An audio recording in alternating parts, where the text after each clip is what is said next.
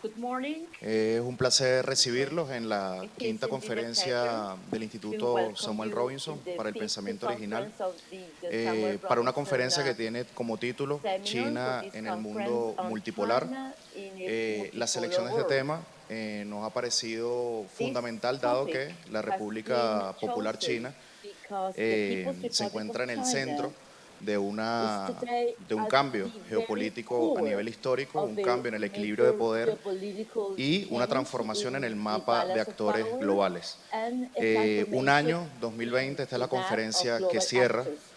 eh, This es la will última be our conferencia de este año para un instituto, seminary Samuel Robinson, que es for naciente, this que tiene seminar, pocos meses de a haber entrado en fresh funcionamiento seminar y que se ha that colocado o started tiene, digamos, la not too long intención ago. de situarse And como un espacio de diálogo, the idea is to de become a space of interlocución dialogue entre distintos actores, no solamente políticos, between sino various también actors, not only académicos. political actors, but also Como eje y centro de academic gravedad de esta conferencia, scholars. bueno, tenemos un año situado y marcado profundamente por el COVID, por la This emergencia year sanitaria has del been COVID-19, marked by también the con epidemic una of the República Popular China y la COVID-19 and República the Bolivariana de health Venezuela aumentando sus emergency, lazos de cooperación and a raíz the de esta People's emergencia Republic of China sanitaria and Venezuela y strengthening fundamentalmente también their en un ties because of the acontecer pandemic, geopolítico donde and China also a se le busca geopolitical negar event su presencia como potencia where internacional, como they actor try to deny global. Y China bueno, its tenemos una role as a gran global variedad de temas actor. en este tópico, And in that como la sense, we have a interferencia, por number ejemplo, en Hong of Kong, lo que ha hecho la administración saliente de topics Donald such as Trump con una Hong intensa guerra Kong comercial para situation, tratar de what reducir Trump has done el in liderazgo Hong Kong, the económico y commercial comercial de China. warfare Y to bueno, en este um, marco geopolítico, reduce China's una importance. And in this transformación también de las geopolitical variables framework, geopolíticas que a hacen que el tema de esta transformation conferencia of the sea China en el mundo. geopolitical variables. Therefore, the topic is China in a multipolar world.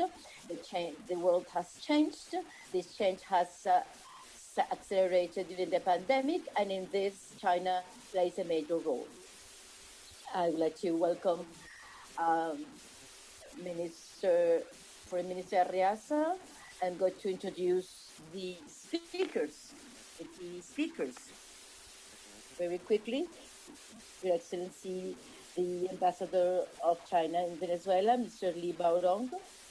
From China, Professor Xu Shisheng, a member of the Chinese Academy of Science, professor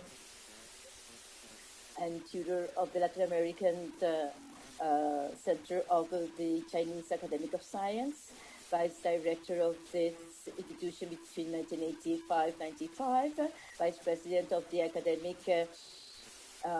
center of this center, and also member of the Latin American Chinese academics. He has a vast trajectory working in various topics of Latin America, and he has published in the prestigious Latin American magazines, books, etc. We have Sergio Rodriguez, internationalist of the UCB, Magister of the Venezuelan Central University, Ambassador to Nicaragua, and he has been an advisor of the Bolivarian government and international TV channels. He has published many books, and his publications have been published in various international books and publications. I would like to give the floor to Professor Xu, who's speaking from China. Thank you very much.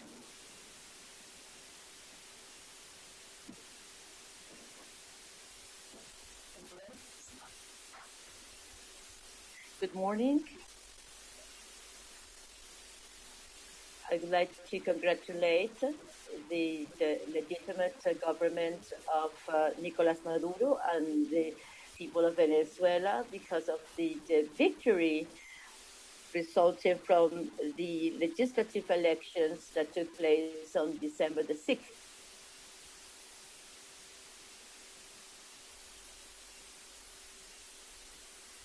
I would like, first of all, to speak about the multipolar world.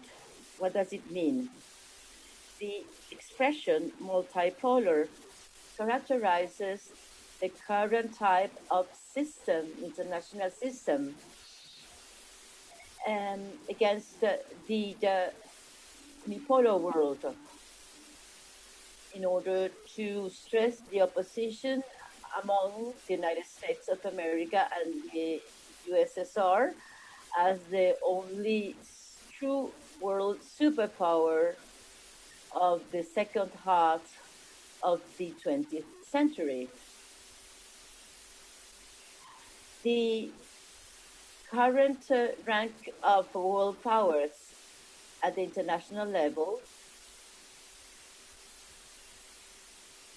remained the United States as the superpower.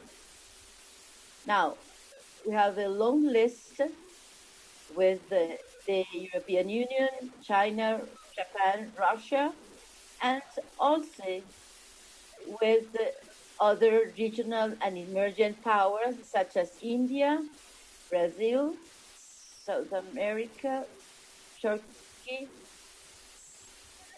South Korea, Argentina, etc. In order to identify a center of power, there is a consensus that it has to have enough military power, economic power, political power, and diplomatic power.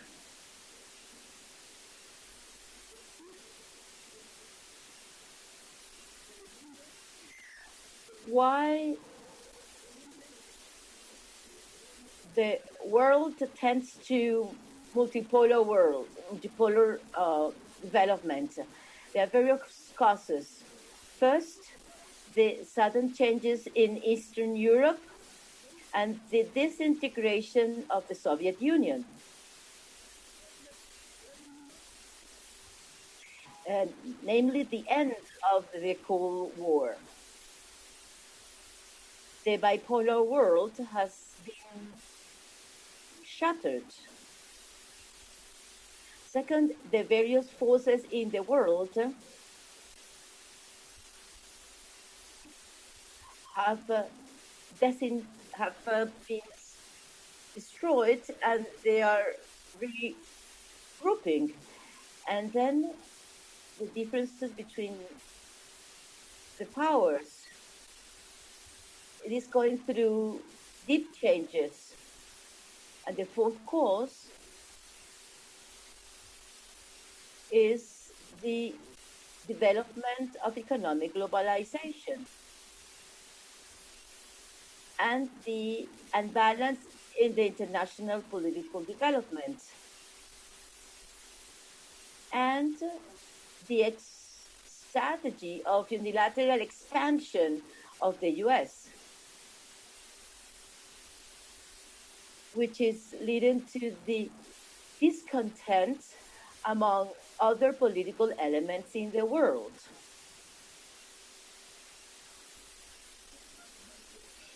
Also, we have the various manifestations of multipluralism in the world. We have various centers of political and economic forces. The United States, European Union, Japan, Russia, China, and other powers, and also international bodies that play a major role in the international society. Now, what are the characteristics of the multipluralism? Multipolarism, it's an objective trend that is adapted to the development of our age.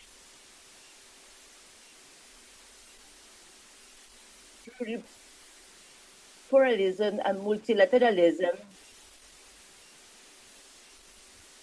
will be a long-term process.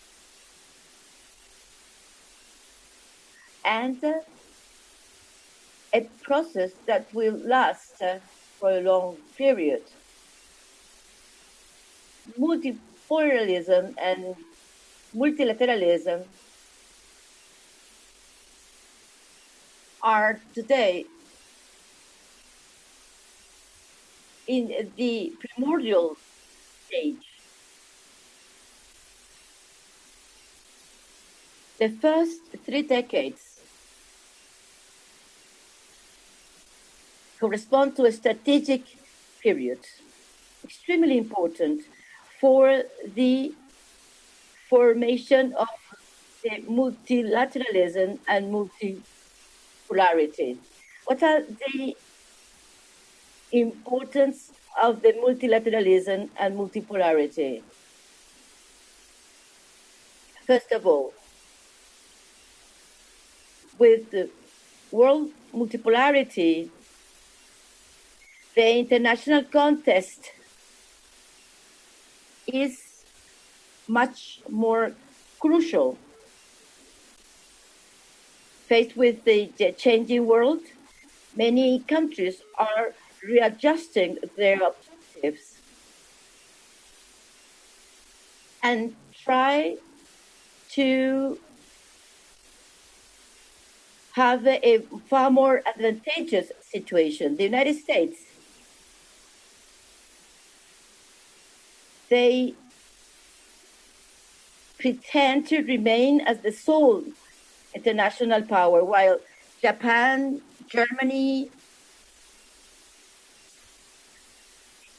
they struggle to become political powers in the world. China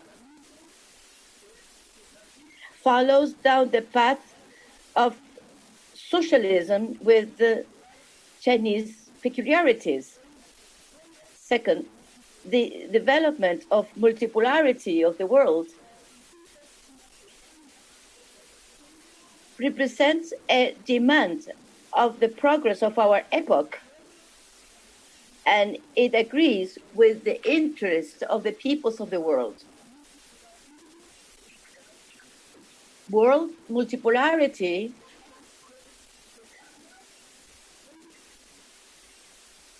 is premised on interdependence of various forces of the world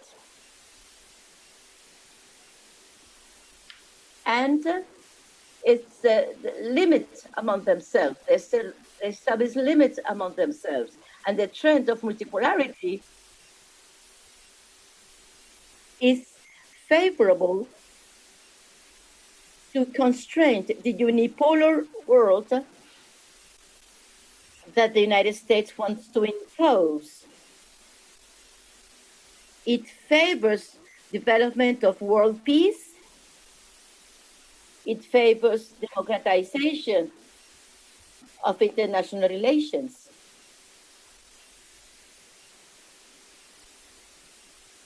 And the other element I want to stress is that China advocates multipolarity and multilateralism.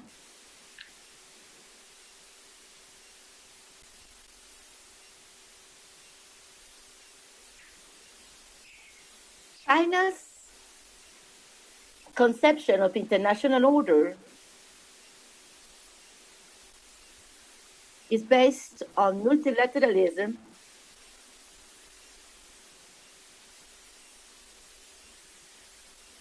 Multilateralism, in our view, is the best mechanism for global governance. President Xi Jinping has always stressed that China strongly supports multilateralism and multipolarity, and it is opposed to unilateralism.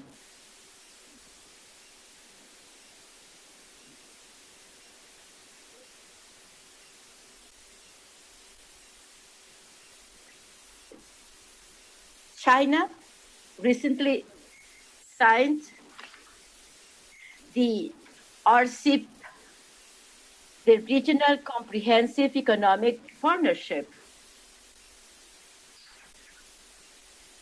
This has been a major victory of multilateralism and free trade, as indicated by Prime Minister Li Qiang in November 15th of this year. Prime Minister Li Qiang made this statement during his participation in the fourth summit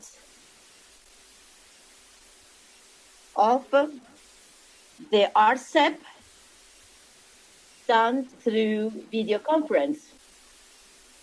And the Prime Minister indicated that the signing of this agreement is not only a historical achievement of the regional cooperation of Asia, but also a victory of the multilateralism and free trade.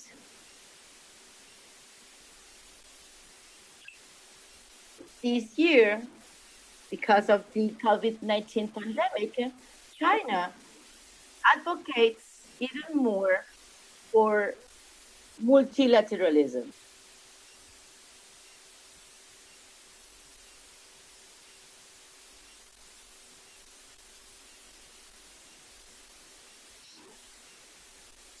Given this unprecedented pandemic and changes never seen in the world economy and the turbulent changes that have occurred, we had the meeting of the BRICS, the informal meeting of the APEC leaders, and the meeting of other international fora, both national and international fora. All these events have sent a clear signal that multilateralism, solidarity, and cooperation are the right path to meet global challenges. In these meetings, our President Xi Jinping presented 23 initiatives, proposals, and measures in order to promote the creation of consensus and cooperation of the international community regarding the fight against the pandemic,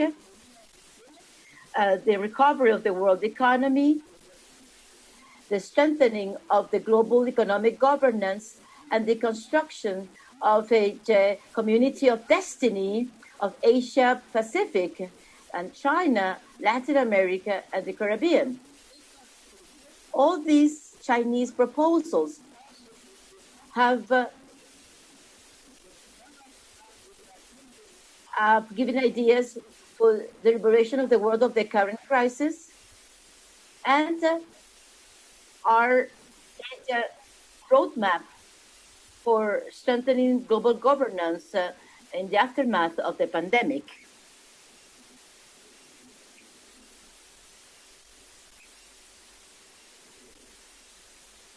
And to defeat the global pandemic, COVID-19 have resulted in the death of 1.6 million persons in the world. And it has spread it to more than 73 million people. Yesterday's figure, and it continues to be the scourge of various countries in the world. President Xi requested all parties to do their best in order to protect the life and the health of the peoples. taking into account the supremacy of the people and the supremacy of life, strengthening the forces of solidarity and cooperation. In this fashion, countries should preserve control of the disease and international cooperation. China also favors for an inclusive economic cooperation.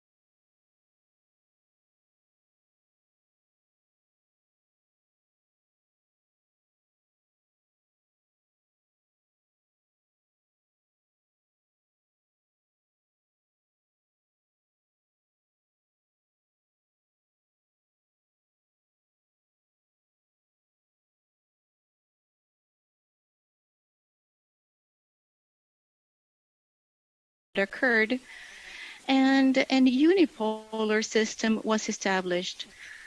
However, the crisis affected the process of unipolarity. Within this framework, there has been an economic, and technological, and scientific progress in China, which makes visible the possibility that China will be transformed in the 21st century into a real global power. In that sense, China and its authorities are intended to elaborate a foreign policy to include the present and the future. There are two key elements that mark this transformation. First of all, creative attitude regarding the practical and theoretical diplomacy. There is a study and there have been conclusions on what has been happening and what's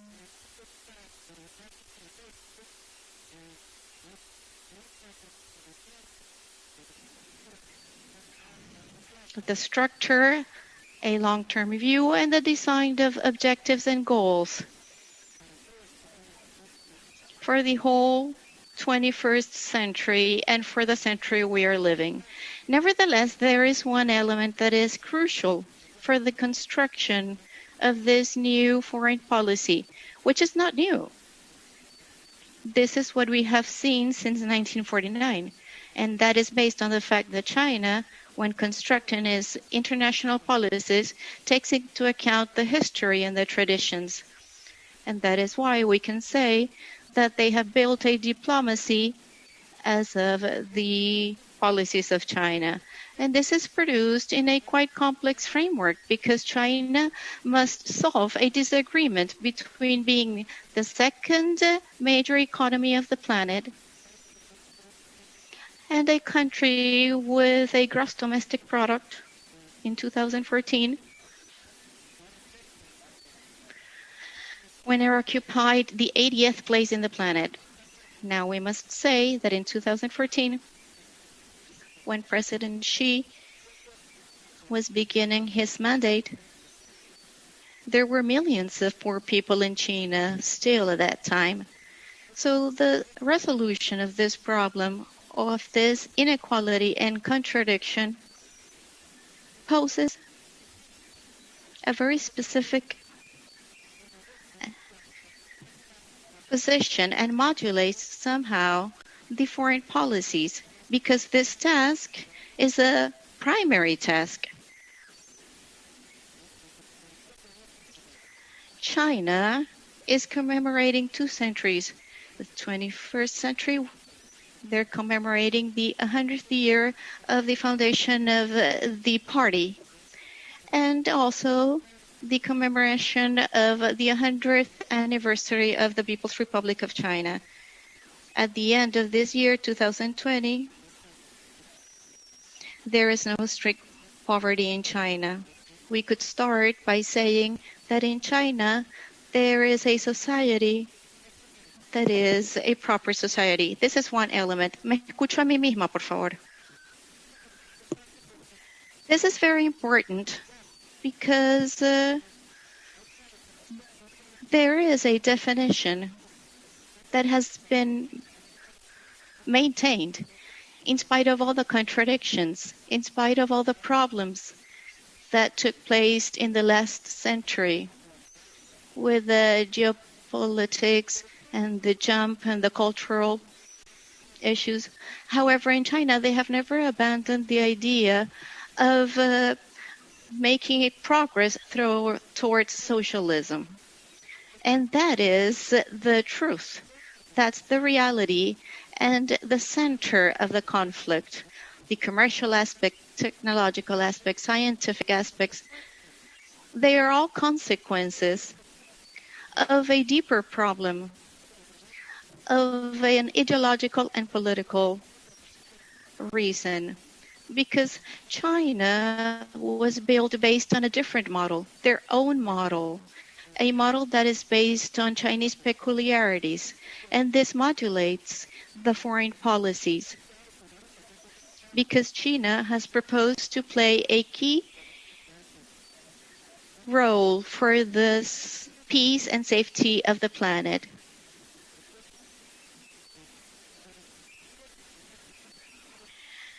Today, with the visions of China, their object is to be a crucial actor, and they face a fundamental challenge for the insertion of China in the multipolar world.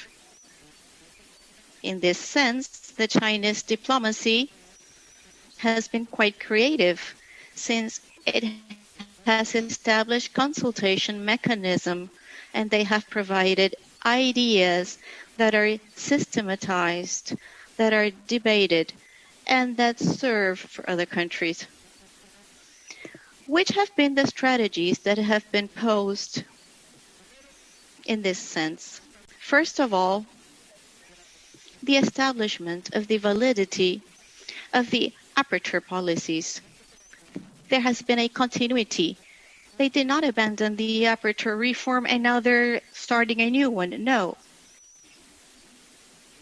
According to President Xi Jinping, in the 21st century and in the forecast of the 21st century, they have used what they've called the Chinese dream. Therefore, they have continued with their strategic plans. That was planned in 1955 in the Conference of Bandung. It is a crucial point for China and its relationship with foreign countries, and this is based on the search of the mutual benefits in the win-win situation. Nevertheless, with one fundamental element, which is the safeguard of the national interests of the country. In that sense, the Chinese foreign policies establishes 4 priorities. First, the relationships with the United States and with other powers. Second, the relationships with good neighbors. A safe environment, to have a safe and peaceful environment. Third place, to strengthen the cooperation with developing countries. And in the fourth place, a higher presence in the multilateral diplomacy. Based on these 4 elements, China has started to reformulate their presence in the multipolar world. That was the first aspect. The second aspect is the scientific application of the theory and the practice. Me escucho a mí misma, por favor, el feedback. They have applied initiatives, they have generated ideas, and they have uniformized their practices. They make a permanent effort to systematize the diplomatic practices. One of the most complex challenges that China faces, and that has faced for many years, is to build an ample vision of the world. Our continent, for example, the first country with which China established relationships was with Cuba, 10 years after the beginning of the new China. And they still had to wait 12 more years to establish a relationship with the second country, which was Chile in 1971. This means that we are saying that for the first 22 years of their existence, China only had relationships with 2 countries of Latin America. And it was only when they achieved to recover their seat in the United States, under the acceptance of the United States, they were able to achieve their goal. So that isolation, por políticas de los diferentes emperadores de diferentes dinastías, después por las guerras del opio que aislaron a China, lo marginaron del sistema internacional, hasta el triunfo de la Revolución Popular, de la Revolución Popular China.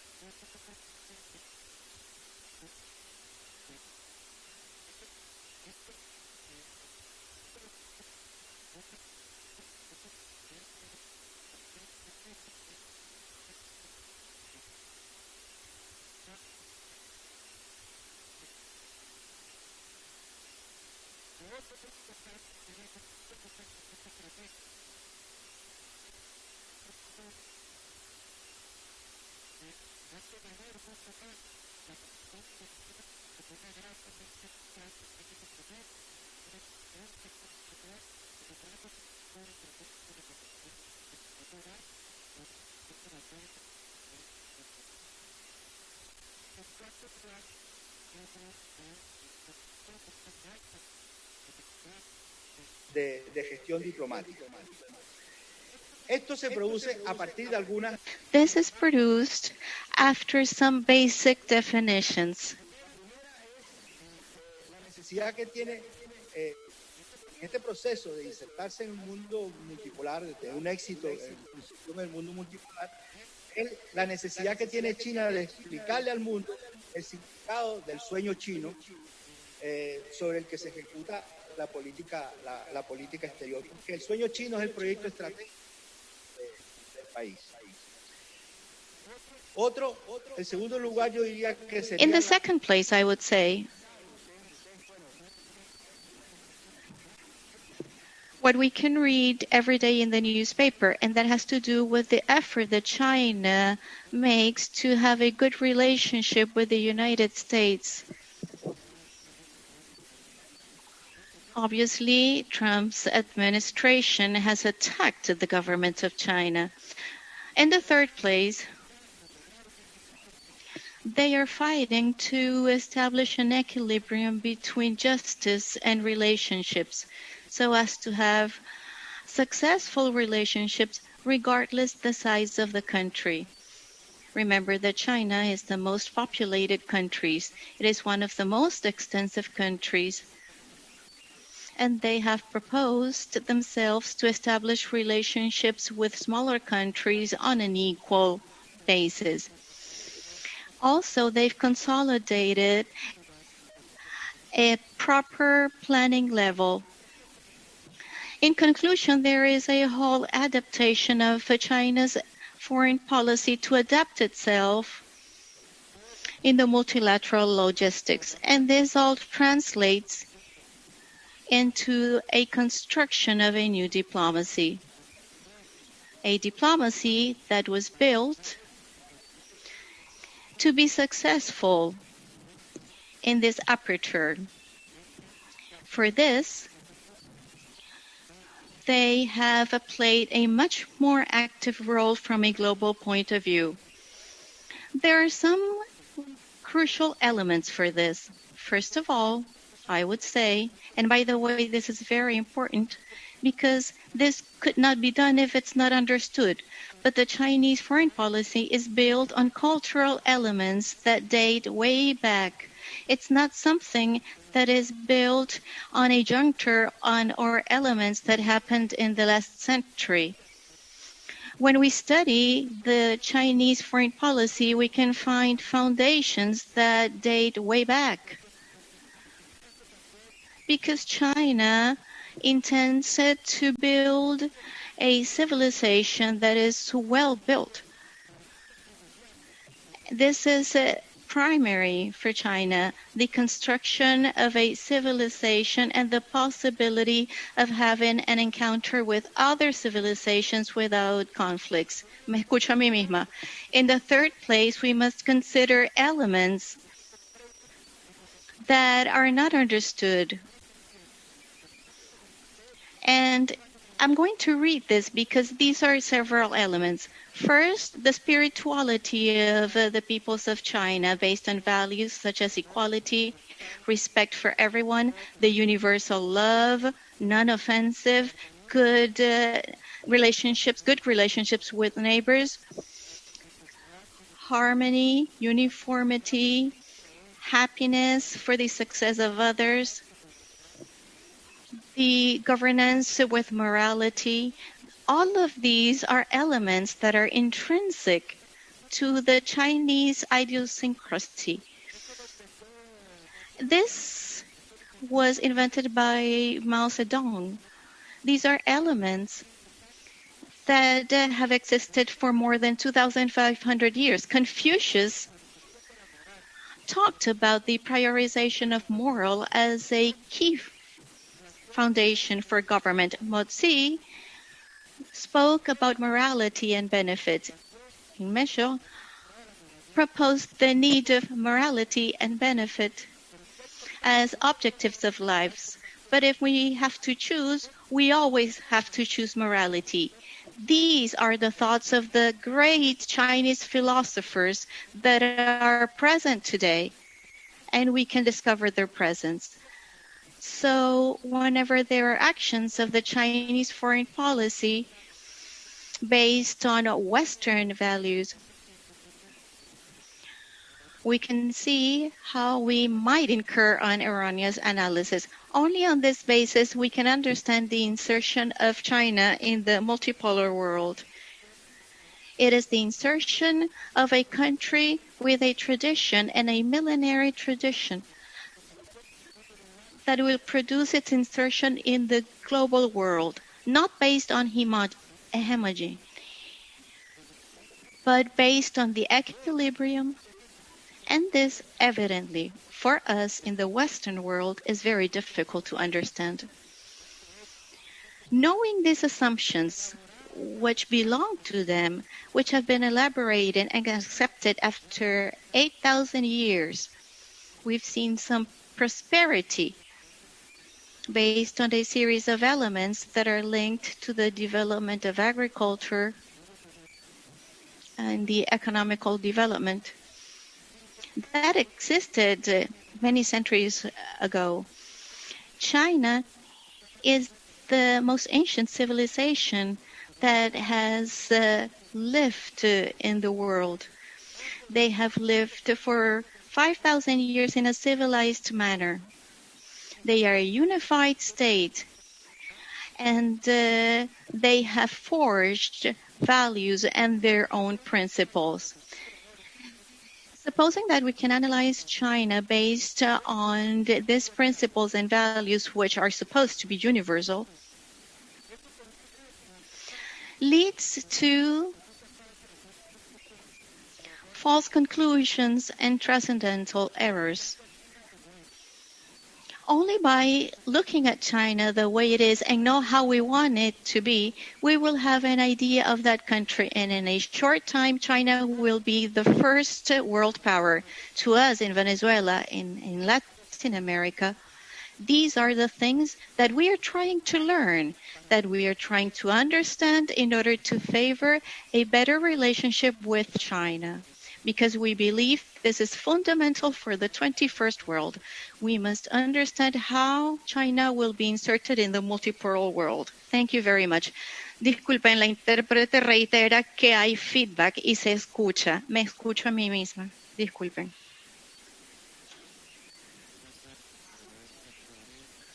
Thank you very much, Sergio Rodriguez, for your extraordinary speaker. Now we give the floor to the Ambassador of the People's Republic of China.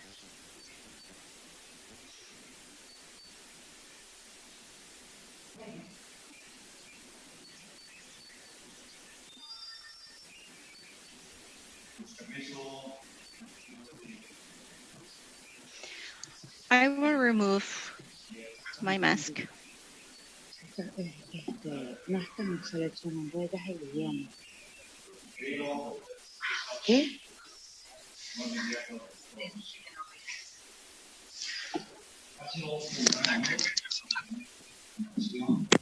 Del Instituto de todo que deberían gestionar nuestra.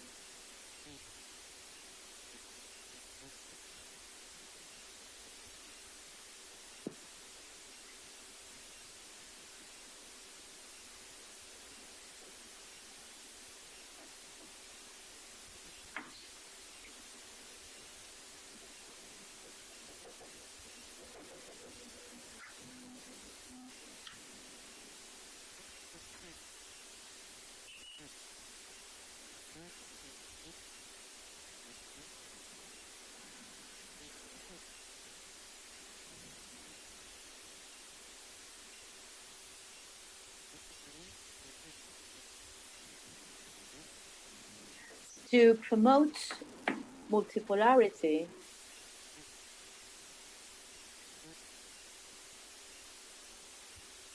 so we can prevent continuous confrontations and wars among big powers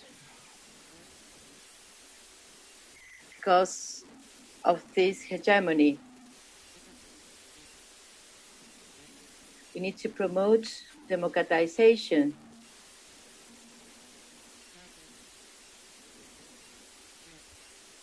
We advocate equality, mutual benefit,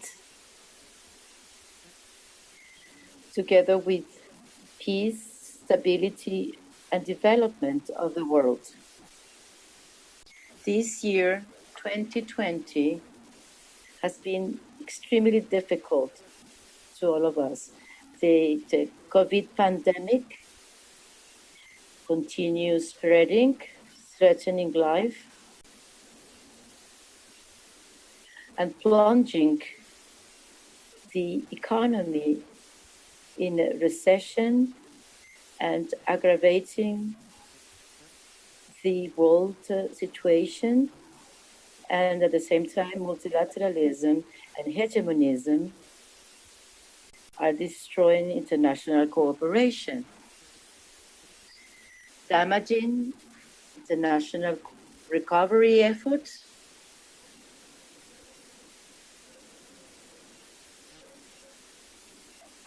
and this has posed serious problems for the recovery in the world. Given these world challenges, President Xi Jinping has made a number of statements in these recent summits of the UN, BRICS, G20, and other important multilateral events, stressing the firm commitment of China with the multipolar world and the creation of the community of destiny. And it has made a number of proposals and initiatives destined to address global threats and promote common development in order to further multilateralism and strengthen world governance post-pandemic. First, China will pursue defending multilateralism. We will safeguard the international system premised on the UN international order and based on international law, and the key role of UN in international matters. Will participate actively in the international efforts in favor of world governance, peaceful and inclusive, and multilateral mechanisms which are more effective in order to meet the real needs, in order to address global challenges. Secondly, China will continue safeguarding peace, world stability. And we adhere to the path of peaceful development. And we advocate friendship, cooperation, and partnership with with the principles of peaceful coexistence. We advocate the vision on world security, comprehensive, cooperative, and sustainable cooperation, and committed with a stronger democracy of international relations based on equity and world justice. Thirdly, China will pursue its active participation in international cooperation against the pandemic. We will continue exchanging experiences with other countries and will do our best to assist regions and countries with more urgent needs. We will continue giving our full support to the World Health Organization and fighting against the pandemic and creating partnership for health for all. We will play a responsible role in the COVAX, and we will fulfill our commitment to make Chinese vaccines as a common good to ensure accessibility for developing countries. Fourthly, China will continue favoring opening to benefit all nations. We'll apply strongly the opening to abroad. We strengthened the Belt and Roads scheme, a multilateral system based on the World Trade Organization. The economic and social development of China of 2021-25 will favor the creation of a new pattern of development to strengthen the mutual development of the nationals and foreign people living in China. We give a new boost to the world economy. Fifthly, China will continue development of world cooperation in the field of agriculture, mitigation of poverty, climate change, children and women, and diversity.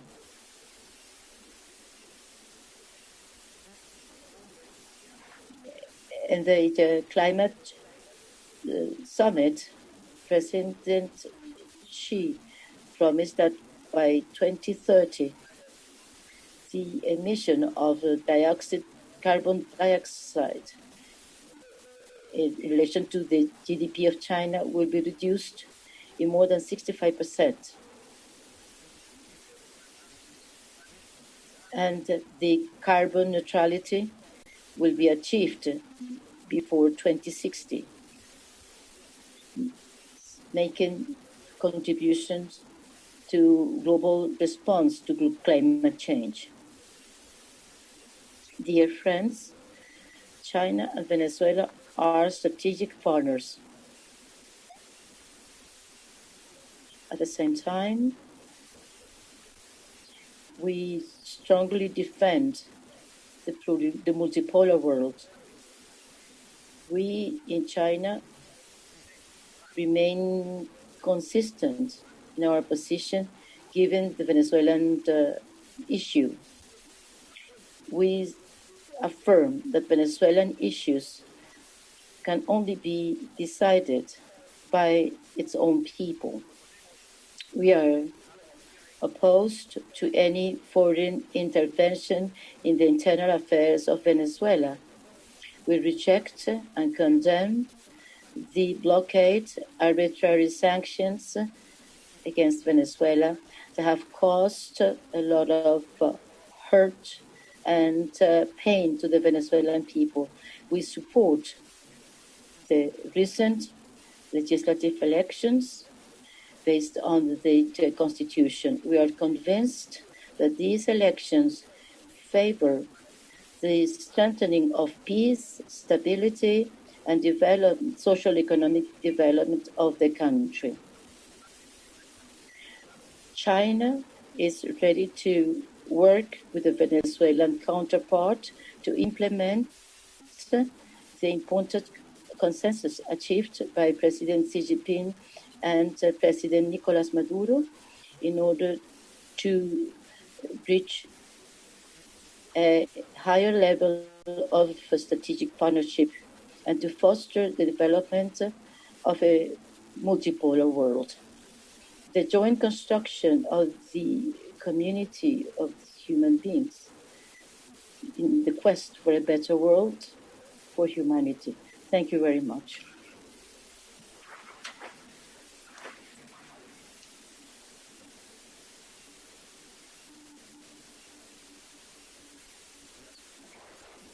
Thank you, Ambassador.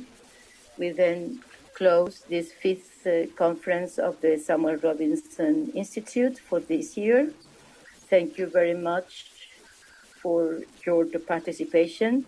We will continue working, and we reiterate our invitation to join us through the social networks, and we continue trying to analyze this world that will pursue its struggles and in the coming year. Thank you very much.